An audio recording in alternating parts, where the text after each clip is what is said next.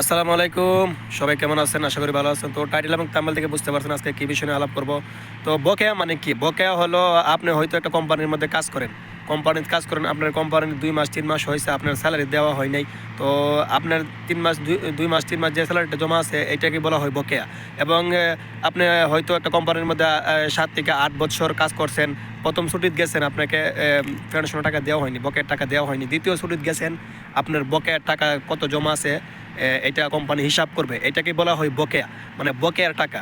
এবং আপনি যদি একবারে কোম্পানি থেকে এক্সিট চলে যান, আপনার বকেয়ার টাকা হিসাব করবে। এটাকে বলা হয়, সৌদি আরব বলা হয় বকেয়া। মানে আপনার কোম্পানিতে কত টাকা আপনার জমা আছে একবারে যাওয়ার, অথবা ছুটি লাগাইলে কত টাকা পাবেন, কত টাকা বকেয়া জমা আছে, এটাকে বলা হয় বকেয়া।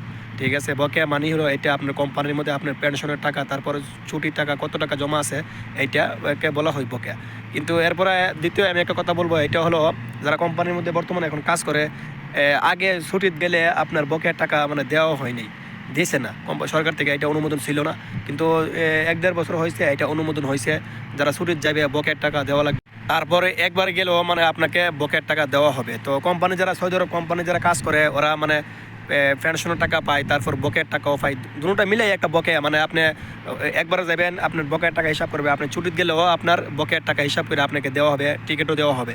ঠিক আছে, অনেক কোম্পানির টিকিটে দেয় না, কিন্তু বেশিরভাগ কোম্পানির মধ্যে টিকিট দেওয়া হয় এবং বকেয়ার টাকা হিসাব করে, মানে ছুটি লাগাইলে ২ বছর আপনি স্যালারি অনুযায়ী কত রিয়াল পাবেন এইটা হিসাব করা হবে। এটাকে বলা হয় বকেয়া। এবং যারা সৌদি আরব কোম্পানিতে কাজ করে, এইটা অনেক অনেক মানে সুবিধা।